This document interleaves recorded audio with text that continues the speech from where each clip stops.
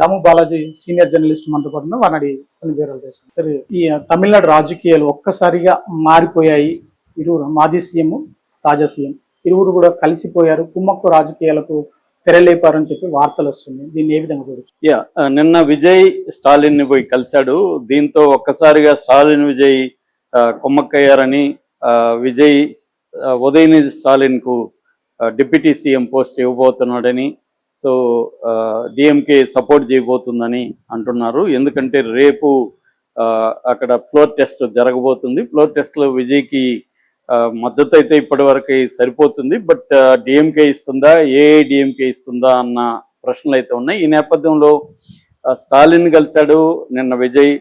అప్పుడు ఉదయనిధి స్టాలిన్ బయటకు వచ్చి మరి విజయ్ని కౌగులించుకొని తీసుకెళ్ళి లోపలికి తీసుకెళ్ళాడు. అక్కడ లోపల ఇంట్లో మళ్ళీ స్టాలిన్ వచ్చి ఆప్యాయంగా విజయ్ని కౌగిలించుకొని చేయి పట్టుకొని మరి తీసుకెళ్ళాడు లోపలికి. తర్వాత ఇద్దరు ఒకరినొకరు శాలువాలతో సత్కరించుకున్నారు. తర్వాత కాసేపు కబుర్లు చెప్పుకున్నారు, బయట వచ్చారు. విజయ్ స్టాలిన్ మాత్రమే కలవలేదు. దాని తర్వాత వై గోపాల్ స్వామి, ఆయన వెరీ పాపులర్, ఆయన కలిశారు. తర్వాత అన్బుమణి రామదాస్, పిఎంకే పాటాళి మక్కల కక్షి నాయకుడు, ఆయన కలిశారు. తర్వాత నామ్ తమిళర్ కక్షి నాయకుడు సీమాన్, ఎన్టీకే అంటారు, సీమాన్ని కూడా కలిశాడు. వీళ్ళ ముగ్గురిని నిన్న కలిశాడు. అయితే పళనిస్వామిని కలవలేదు, ఎడప్పాడి పళనిస్వామిని కలవలేదు. అంటే ఏఐడిఎంకేని ఎందుకు కలవలేదు, డిఎంకేని మాత్రమే ఎందుకు కలిశాడు? డిఎంకేని కలిశాడు కాబట్టి డిఎంకే ఆయన మాత్రం కలిస్తే ఏదని అనుకుంటారని వీళ్ళిద్దరిని కూడా కలిశాడు. నిజానికి వైగోనికి ఒక సీటు కూడా లేదు, ఆయన కలవాల్సిన అవసరం లేదు. అట్లాగే సీమానికి కూడా ఒక సీటు కూడా లేదు, సీమాన్ని కూడా కలవాల్సిన అవసరం ఏమి లేదు. మరి ఎందుకంటే ఏదన్నా అనుకుంటారని వాళ్ళిద్దరిని కూడా కలిశాడు తప్ప ఆయన గోల్ వచ్చి స్టాలిన్ కలవడమే అనేది అంటున్నారు. స్టాలిన్ కూడా దీని మీద ట్వీట్ చేశాడు, అది రాజకీయ మర్యాద కోసం నన్ను కలిశాడు, నేను కూడా అతనికి అభినందనలు చెప్పాను, దాంతోపాటు సలహా కూడా ఇచ్చానని రాసుకున్నాడు. ఏం సలహా ఇచ్చాడో మనకి చెప్పలేదు. అయితే ఇక్కడ ముందు నుంచి కూడా రకరకాల కాన్స్పిరసీ థియరీలు తమిళనాడులో బయటకు వస్తున్నాయి. మామూలుగా ఇలాంటివి జరిగినప్పుడు కాన్స్పిరసీ థియరీలు చాలా వస్తుంటాయి. అందులో ఒకటి ఏంటంటే ఏఐడిఎంకే డిఎంకే కలిసిపోయి గవర్నమెంట్ ఫామ్ చేస్తారని, అంటే ఏఐడిఎంకే డిఎంకే ట్రై చేశారని ఈవెన్ సిపిఐ నాయకుడు, సిపిఐ అనుకుంటాను బేబీ సెంట్రల్ నాయకుడు కూడా చెప్పాడు. అంటే డిఎంకే అండ్ ఏఐడిఎంకే ట్రై చేశారని. అంటే అప్పట్లో ప్లాన్ ఏంటంటే ఇతనికి 107 ఒక 5 112 సీట్లు మాత్రమే ఉన్నాయి ఎవరికి, విజయ్కి, కాంగ్రెస్తో కలిసి. కాబట్టి ఇంకొక 6 సీట్లు కావాలి కాబట్టి ఇది అయ్యేట్టుగా కనబడలేదు. ఎందుకంటే గవర్నర్ 3 సార్లు రిజెక్ట్ చేశాడు, 4వ సార్లు క్లియర్గా వీళ్ళు మనుషుల్ని దొడుకుపోయి చూపించాడు. అట్లాగే అన్కండిషనల్ సపోర్ట్ లెటర్స్ కూడా చూపించారు. ఇవన్నీ అయినాకనే విజయ్కి పర్మిషన్ ఇచ్చాడు గవర్నర్. అయితే ఈ లోపల ఏం జరిగిందంటే డిఎంకే ఏఐడిఎంకే కలిస్తే వాళ్ళు గవర్నమెంట్ ఫామ్ చేయగలరు. సో అట్లా ప్లాన్ చేసుకొని ఉదయనిధి స్టాలిన్ని సీఎం చేయాలనేది స్టాలిన్కి ఉన్నది. మామూలుగా అయితే స్టాలిన్ ప్రిన్సిపల్స్ ఉన్నాయి, ఆయనకి ద్రవిడియన్ మూవ్మెంట్లో స్ట్రాంగ్గా ఉంటాడు. తర్వాత మోడీకి రోజు ఆయన కోరల్స్ అమ్మాయి ఉంటాడు, రోజు ఏదో ఒక గొడవ మోడీతో ఉంటుంది స్టాలిన్కి. అలాంటి వాడు బీజేపీ కూటమిలో భాగంగా, ఎన్డీఏ కూటమిలో భాగంగా ఉన్న ఏఐడిఎంకేని ఎందుకు కలుస్తున్నాడు అనేది అందరూ షాక్ అయ్యారు. కానీ ఒక్కోసారి అదేదంటారు blood is thicker than water అని. సో కొడుకు సీఎం కావాలి, ఇప్పుడైతే ఛాన్స్ ఉంది, మళ్ళీ అవుతామో లేదో అని కొడుకు ప్రెజర్ చేశాడని చెప్తున్నారు, అందుకని ట్రై చేశారని. కానీ అది జరగలేదు. జరగకపోయినప్పుడు ఏమవుతుందంటే రాష్ట్రపతి పాలన వచ్చే అవకాశం కనబడుతుంది. రాష్ట్రపతి పాలన వస్తే బీజేపీ కంట్రోల్లోకి స్టేట్ వెళ్ళిపోతుంది. సో ఇది జరగకుండా ఉండాలని మళ్ళీ ఎలక్షన్లకు వెళ్ళాలి. మళ్ళీ ఎలక్షన్లకు వెళ్తే ఈసారి విజయ్ కంప్లీట్ మెజార్టీ వచ్చే అవకాశం ఉంది. అప్పుడు డిఎంకేకి ఇంకా తగ్గిపోయే అవకాశం ఉంది. ఇవన్నీ ఆలోచించి స్టాలిన్ ఏం చేశాడంటే మళ్ళీ పావులు గదిపాడు. ఏఐడిఎంకేతో కానప్పుడు విజయ్తోనే మనం కలిస్తే విజయ్తోనే అడగచ్చు కదా, సరే సీఎం అనేది విజయే సీఎం అవుతాడు, కనీసం ఇంతకుముందు ఉదయనిధి డిప్యూటీ సీఎంగా ఉన్నాడు, స్టాలిన్ సీఎంగా ఉన్నాడు, అదే కంటిన్యూ అయితే మనకి బెటర్గా ఉంటుంది కదా అనేది స్టాలిన్ అనుకున్నట్టుగా చెప్తున్నారు. అందుకని ప్రతిపక్షంలో ఉండే బదులు గవర్నమెంట్లో ఉండి మనం కూడా డిప్యూటీ సీఎం ఉండొచ్చు కదా అని అనుకొని తనేం పావులు గదిపాడంటే ముందు తనతో ఉన్న పార్టీల్ని ఒకటి బీసీకే విడుదలై చిరుతైగల్ కక్షి ఆ పార్టీ దానికి 2 ఉన్నాయి, అట్లాగే సిపిఐకి 2 ఉన్నాయి, సిపిఎంకి 2 ఉన్నాయి, తర్వాత IUML. కాంగ్రెస్ వీళ్ళ మాట వినకుండా ముందే వెళ్ళిపోయింది, వీళ్ళని అడగలేదు, వీళ్ళ కంట్రోల్లో కాంగ్రెస్ లేదు. వీళ్ళ కంట్రోల్లో ఉన్న ఈ 4 పార్టీలు IUML ఇండియన్ యూనియన్ ముస్లిం లీగ్, ఈ 4 పార్టీలకు ఒక్కొక్క పార్టీకి 2 ఉన్నాయి.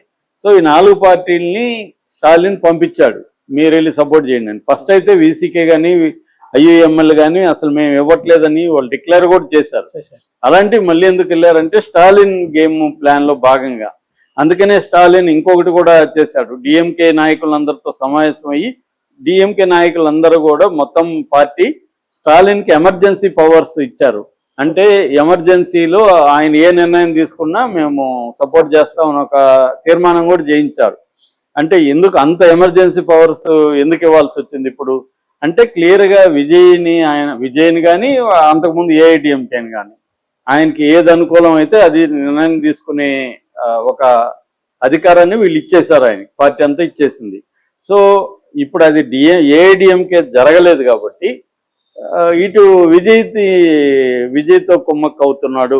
ఇప్పటికిప్పుడు ఇవ్వకపోయినా కొద్ది రోజుల తర్వాత అయినా విజయ్తో కుమ్మక్కు ఇమ్మీడియట్ గా ఇప్పుడైతే ప్రజల వ్యతిరేకత రావచ్చు కాబట్టి ఇప్పుడు కాకుండా ఇమ్మీడియట్ గా ఫ్లోర్ టెస్ట్ లో కాకుండా తర్వాత ఎట్లాగో ఫ్లోర్ టెస్ట్ లో విజయ్ అవుతాడు, ఎందుకంటే అతనికి మినిమం 120 పైన ఇప్పుడు ఉన్నాయి కాబట్టి అవుతాడు. అట్లా కాకుండా తర్వాత ఇప్పుడే ప్రకటిస్తే మళ్ళీ కుమ్మక్క అయిపోయారని బయట తెలుస్తుంది కదా, అందుకని కొద్ది రోజులు 6 నెలలు 1 year తర్వాత మెల్లగా అప్పుడు చేద్దామనేది ఒక ప్లాన్ లో ఉన్నట్టే కనబడుతుంది. విజయ్ కూడా ఏంది, విజయ్కి ఉన్న మామూలు నేచరే అతను వాళ్ళమ్మ మొన్న ఇంటర్వ్యూలో చెప్తుంది, అతను చిన్నప్పుడు చాలా సైలెంట్గా అయ్యి అసలు మాట్లాడేవాడు కాదు ఇంట్లో, నేను ఎక్కువ మాట్లాడేదాన్ని. నేను ఒక ప్రోగ్రాము ఒక 10 రోజులు 20 రోజుల్లో మౌనంగా ఉండే ఒక ప్రోగ్రామ్ ఉంటే వెళ్ళడానికి అంటే నువ్వు ఎట్లా ఉంటావమ్మా అక్కడ 1 minute కూడా నువ్వు మాట్లాడకుండా ఉండలేవు కదా అన్నాడు నన్ను. నేను వెళ్ళి ఆ ప్రోగ్రాంలో పార్టిసిపేట్ చేసి వచ్చి నువ్వు కూడా వెళ్ళరా అంటే నేను ఆల్రెడీ మౌనంగానే కదా ఉంటున్నాను, మళ్ళీ నేను కొత్తగా పోయి అక్కడ మౌనం ఏందని అన్నాడు అని చెప్పింది. అదొకటి. రెండోది కాన్ఫ్రంటేషనల్ వ్యక్తి కాదు విజయ్, అంటే ఎవరికో గొడవలు పోవడం వాళ్ళని బెదిరించడం ఆ నేచర్ కాదు. అందుకని మనం గమనిస్తే సెంట్రల్ గవర్నమెంట్తో కూడా ఎక్కడ గొడవలు లేవు, ఎవరిని పరుషంగా మన పవన్ కళ్యాణ్ లాగా తోలు తీస్తా తొక్క తీస్తా నార తీస్తా ఇవి ఆ భాష లేదు విజయ్ దగ్గర. సో అందుకని కాన్ఫ్రంటేషనల్ సీఎం కాదు అతను. కాబట్టి అతను కూడా ఏంటంటే జాగ్రత్తగా వెళ్తున్నాడు. కొత్త అతనికి అడ్మినిస్ట్రేషన్, వాళ్ళ పార్టీలో 107 మంది ఎమ్మెల్యేలు అయితే అందులో 73 మంది ఫస్ట్ టైం ఎమ్మెల్యేలు. సో వాళ్ళకి ఎవరికి ఎక్స్పీరియన్స్ లేదు. సో అందుకని విజయ్కి కూడా ఏ రకమైన ఎక్స్పీరియన్స్ లేదు, ఎమ్మెల్యే కూడా కాదు, అతనికి ఏమి అడ్మినిస్ట్రేషన్ తెలియదు, ద్రవిడ పాలిటిక్స్ తెలియదు, అతను ఏదో ఒక మామూలు యాక్టర్ తప్ప ఇంక వేరే ఏ సోషల్ దీంట్లో కూడా అతను ఎప్పుడూ లేడు. కాబట్టి అతను జాగ్రత్తగా ఆచితూచి వెళ్తామనే ఆలోచనలో అతను కూడా ఉన్నాడు. ఎందుకంటే ఇప్పుడు రేపు పొద్దున అతనికి మేజర్ ప్రాబ్లమ్స్ ఏంటి, బలమైన 2 ప్రతిపక్షాలు ఉన్నాయి. ముఖ్యంగా స్టాలిన్ ఏంటంటే చాలా స్ట్రాంగ్ నెట్వర్క్ ఉంటుంది, పార్టీ నెట్వర్క్ ఉంటుంది, బ్యూరోక్రసీ మీద స్టాలిన్ పట్టుంది. అన్నిటికంటే ఇంపార్టెంట్ ఇతను ఏ పిల్లర్స్ మీద నిలబడ్డాడో ఆ పిల్లర్స్ స్టాలిన్వి, అతను ఎప్పుడు లాగినా అవి కూలిపోతుంది. స్టాలిన్ దగ్గర రిమోట్ ఉంది, విజయ్ రిమోట్. అందుకని స్టాలిన్తో జాగ్రత్తగా లేకపోతే విజయ్ నెట్టుకు రాలేడు, అది విజయ్కి తెలుసు.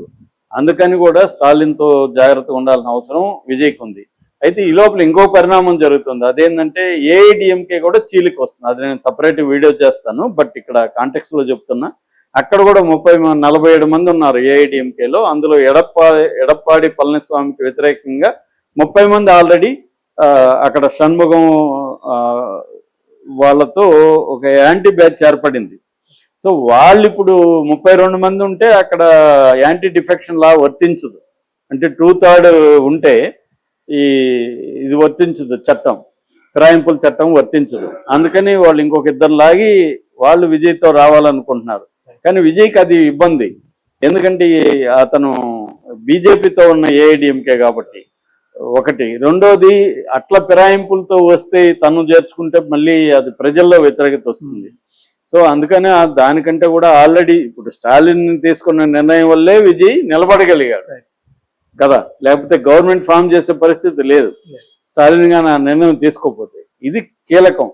సో అందుకని విజయ్ కూడా స్టాలిన్ తోనే వెళ్ళాలి అన్న ఒక ప్లాన్ కనబడుతుంది. ఇద్దరు కుమ్మక్కయ్యారు అని చెప్తున్నారు. కాకపోతే ఇప్పటికిప్పుడు అది బయటికి రాకపోవచ్చు.